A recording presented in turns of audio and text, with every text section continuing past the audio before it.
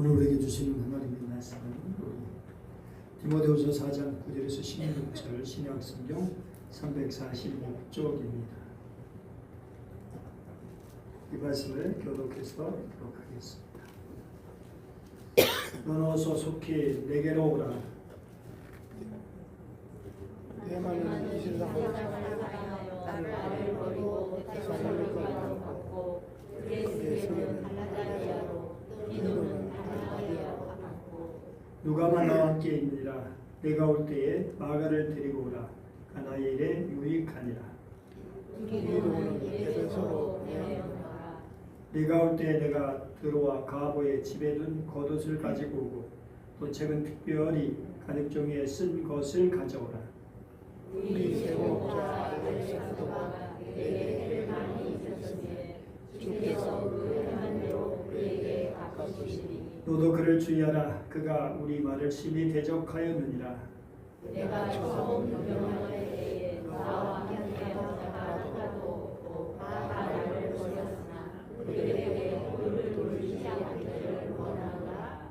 아멘. 그 다음에 주께서 내 곁에 서서 나에게 힘을 주시면 나로 말미암아 선포된 말씀이 온전히 전파되어 모든 이방인이 듣게 하려 하심이니 내가 사자 입에서 건짐을 받았느니라. 주께서 나를 모든 악한 일에서 건져내시고 또 그의 천국에 들어가도록 구원하시리니 그에게 영광이 세세 무궁토록 있을지어다. 아멘. 아멘. 노인의 사고가 있습니다. 무슨 사고가 났다는 것이 아니라 노인이 되면 닥쳐오는 네 가지 고통입니다. 노인의 사고에는 병고, 빈고, 고독고, 무의고가 있습니다. 병들고 가난하고 외롭고 직업 상실로 할 일이 없어지는 고통입니다. 그래서 노인이 되어서도 할 일이 있다는 것은 그것이 우리가 되지 않는다면 좋은 일입니다. 병들고 외로운 노인은 사람의 손길이 그리십니다. 더구나 늙어 죽음을 앞둔 상태라면 그런 마음이 더 얼마나 크겠습니까? 오늘 본문에 나오는 바울이 그런 상태입니다. 디모데후서를 쓸 당시 바울은 로마 감옥에 갇혀 있었습니다. 더군다나 6절 이하에 나와 있는 것처럼 나의 떠날 시각이 가까웠도다. 다시 말해서 이제 곧 얼마 있으면 처형되기 직전이다라고 하는 것을 말하고 있는 것입니다. 그래서 9절처럼 디모데에게 속히 내게로 오라라고 말하고 있기도 합니다. 즉 말년에 감옥에 보내면서 이제 죽음을 기다리고 있는 처지였습니다. 더군다나 21절 말씀 보면 추운 겨울이 다가오고 있었습니다. 요즘 감옥은 그래도 난방시설이 되어 있기라도 하지만 당시에는 빛이 제대로 들어오지도 않고 찬찬 돌바닥에 있어야 하는 그런 상태였습니다. 따라서 혹독한 추위를 견디려면 겉옷이라도 있어야 가능했습니다. 그래서 13절을 보면 디모데에게 겉옷을 가지고 오라라고 합니다. 그렇다면 바울의 심정은 어떠했겠습니까? 환갑을 넘은 나이에 차례차례 감옥에서 그것도 죽음을 눈앞에 두고 있는 그의 마음은 어떠했겠습니까? 그런데 10절을 보면 바울에게 가슴 아픈 일이 발생했습니다. 다름 아니라 대만은 이 세상을 사랑하여 나를 버리고 데살로니가로 갔고라고 말하고 있습니다. 그런데 빌립보서 1장 24절 보면 이런 말씀이 있죠. 같이 볼까요? 시작. 또한 나의 동역자 나가 아리스타고 데마 누가가 문안하느니라. 이때만 해도 데마는 사도 바울의 든든한 동역자였습니다. 그런데 사도 바울이 감옥에 갇히고 나니까 얼마 있지 않아 바울 곁을 떠나서 데살로니가로 가버리고 만 것입니다. 그뿐만 아닙니다. 14절을 보면 또 바울을 힘들게 하는 사람이 있었다는 걸 알 수 있는데요. 누구죠? 구리 세공업자 알렉산더라는 사람이 사도 바울에게 해를 많이 입혔습니다. 그래서 이것 때문에 사도 바울이 힘들기도 했습니다. 디모데전서 1장 19, 20절 말씀 보면 이런 말씀이 있죠. 읽어볼까요? 믿음과 착한 양심을 가지라. 어떤 이들은 이 양심을 버렸고 그 믿음에 관하여는 파선하였느니라. 그 가운데 후메네오와 알렉산더가 있으니 내가 사탄에게 내준 것은 그들로 훈계를 받아 신성을 오독하지 못하게 하려 함이라. 알렉산더 원래 믿음 안에 살던 사람입니다. 그런지 웬일인지 믿음의 양심을 버렸고 믿음에 관하여 파선하였습니다. 다시 말해서 미혹을 받아서 믿음을 저버리고 이제는 오히려 바울을 괴롭게 하는 사람으로 바뀐 것입니다. 그렇다면 바울의 지금 마음은 어떠했겠습니까? 가까이 있던 사람들이 자신을 하나 둘 저버리는데 그것도 지금 더 사람이 필요하고 그리울 텐데 말이죠.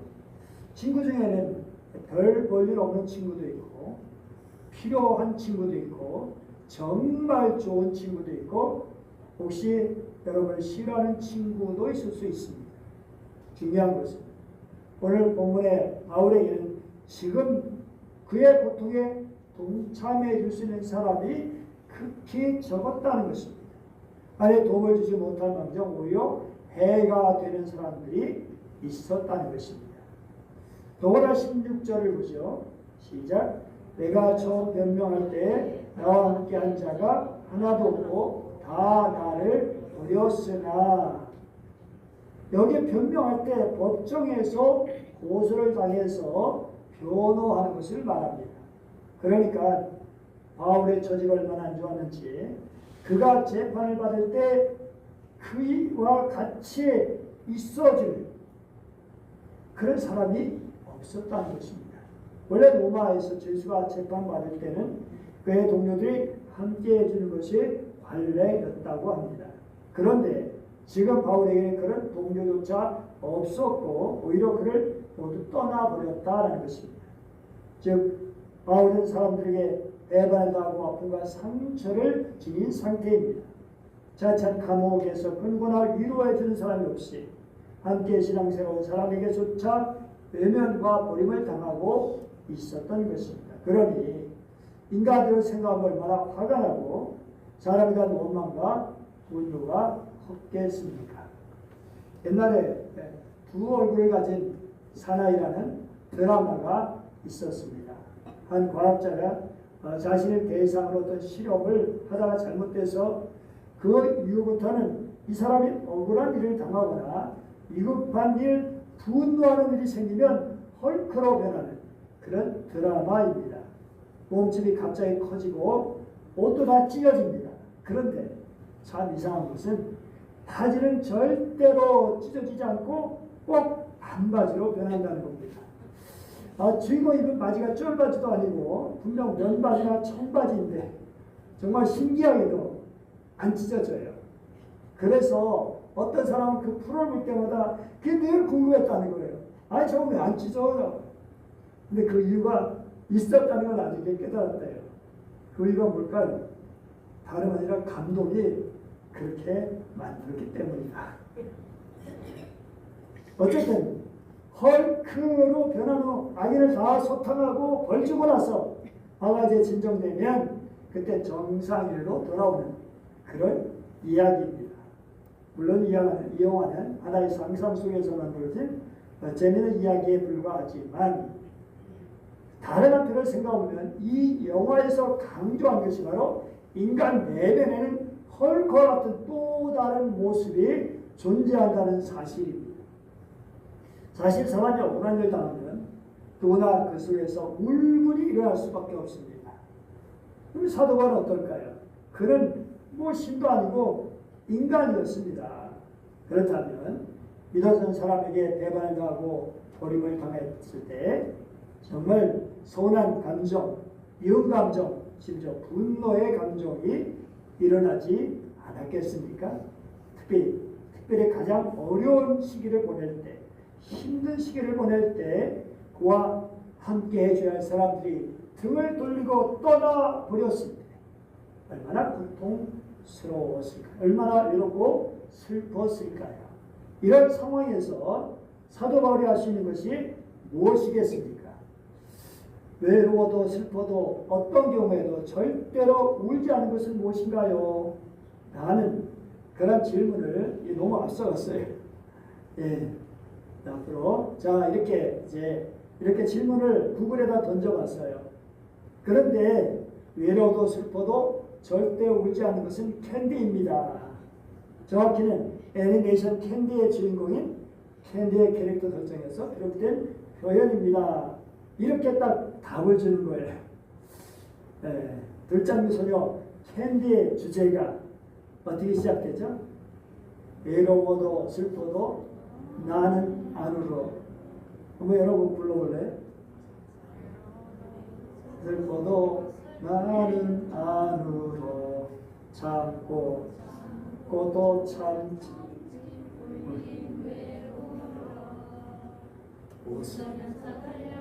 구름들 푸른 하늘 바라보며 노래하자. 내 이름은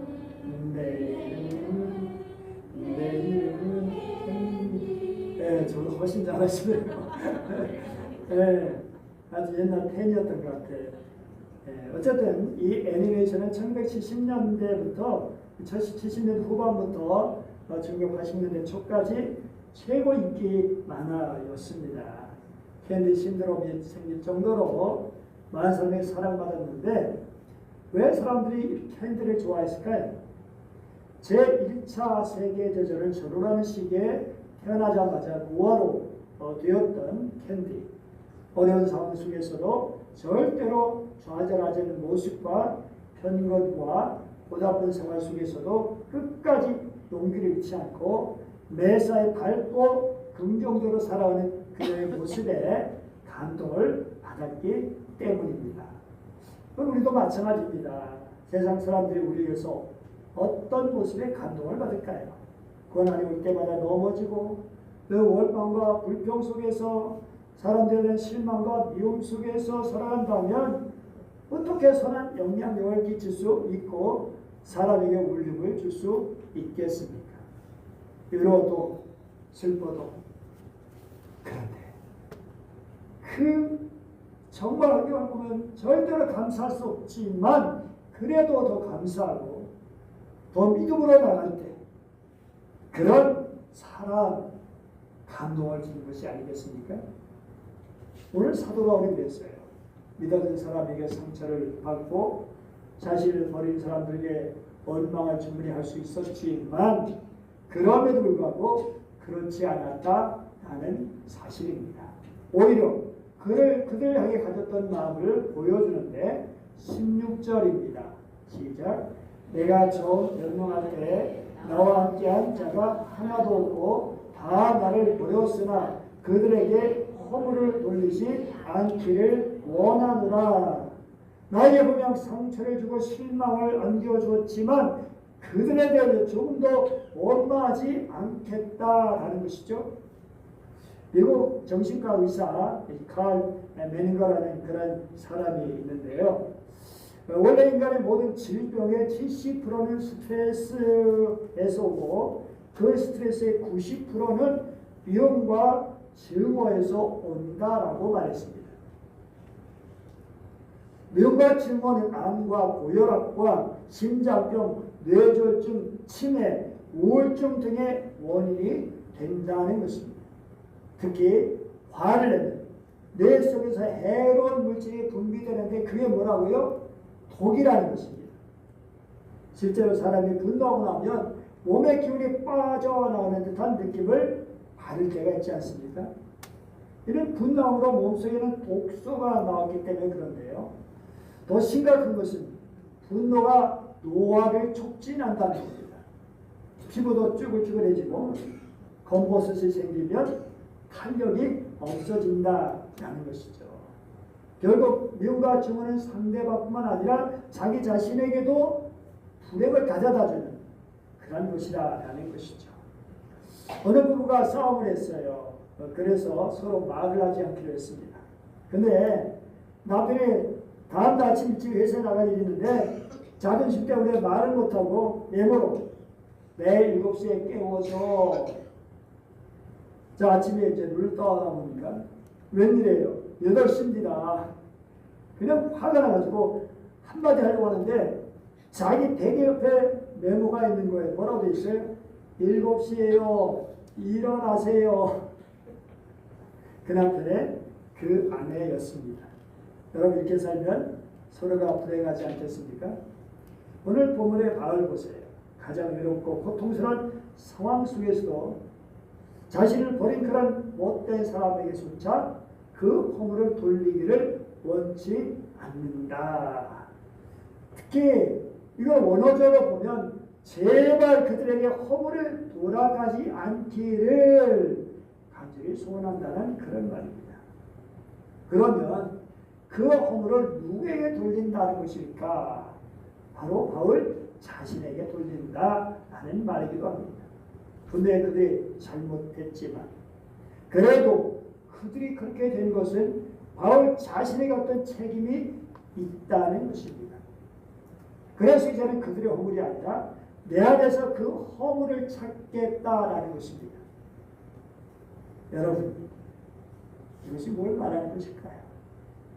배범과 상처 속에서도 자기에게 아픔을 준 사람들을 원망하기보다 오히려 그들의 죄를 자신이 대신 지고 가겠다는 것입니다. 우리 예수님 우리의 모든 죄를 다 담당하시고 십자가를 지었습니다. 주님은 아무런 죄가 없음에도 불구하고 그렇게 하셨고 우리 구원을 이루셨습니다. 그런데 사도 바울은 그들의 죄를 대신 지고 가겠다. 그들의 그렇게 된 것은 먼저 자기가 기도가 부족했고 더 사랑하지 못한 결과이기 때문에 자기의 부족함 때문에 일어난 일이기 때문에 이제는 그 누구도 원망하기보다 분노하기보다 오히려 그들의 허물을 자기에게로 돌리겠다라는 것입니다. 그러면 이것을 11절 보면 잘 알 수 있습니다. 11절 시작. 누가는 나와 함께 있으리라. 내가 올 때 마가를 데리고 오라. 그가 나의 일에 유익하니라. 참 누가는 귀한 분이에요. 그래서 이 사도 바울을 따라다니고 어려움을 함께했던 사도 바울의 정말 의지가 되었던 그런 사람이죠. 그런데 마가를 언급하고 있다라는 것입니다. 여러분 마가복음은 마가는 마가복음을 기록한 바로 그분입니다. 자 그런데 바울과 마가가 어떤 사연이 있을까라는 것이죠. 사도행전 13장 보면 사도 바울이 2차 전도에서 이제 마가를 데리고 간 적이 있어요. 선교를 가는데 바나바와 바울과 그리고 이제 마가가 수행으로 동행했던 것을 볼 수 있습니다. 그런데 여러분 그 여행이 뭐 쉬운 일이었습니까? 만만치 않았죠. 어려움이 많았죠. 그래서 서럽는 마가는 중간에 난 못하겠다고 버리고 말았어요.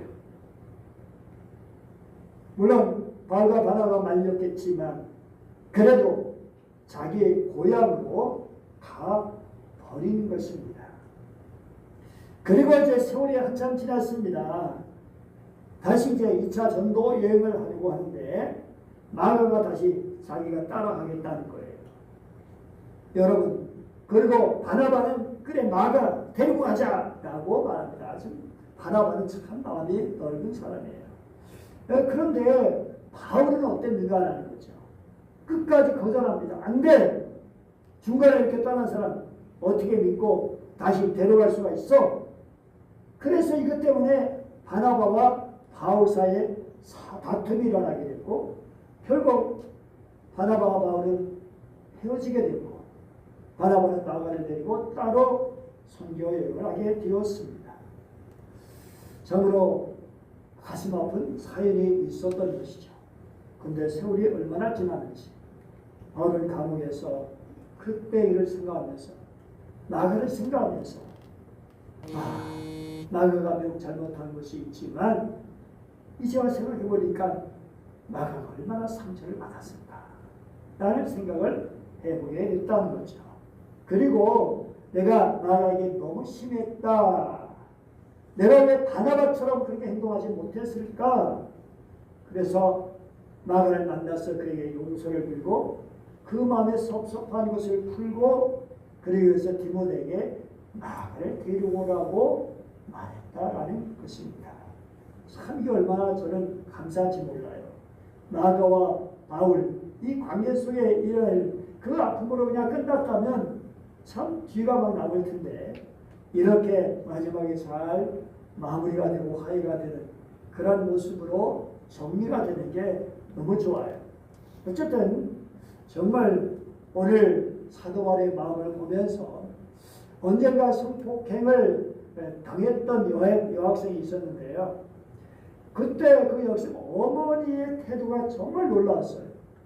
사실 여러분 자기 딸을 이렇게 했으니 얼마나 복수하고 싶었겠습니까? 그런데 자기 딸을 성폭행한 남학생에 대해서 경찰에 가서 처벌하지 말아달라고 부탁을 한 거예요.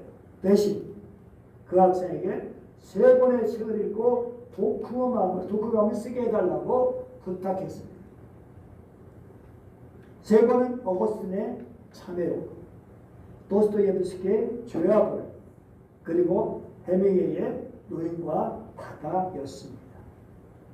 아마 이분이 원했던 것은 어거스틴도 한때 불량자로 탈선했었지만 그가 돌이킨 후에 기독교 2000년 역사의 위대한 신학자가 된 것처럼 그 학생도 그런 삶을 바라는 마음에서 그렇게 한 것일 것입니다. 우리 역시 마찬가지입니다. 우리 잊어버릴 것과 기억해야 할 것을 잘 구별할 줄 알아야 합니다.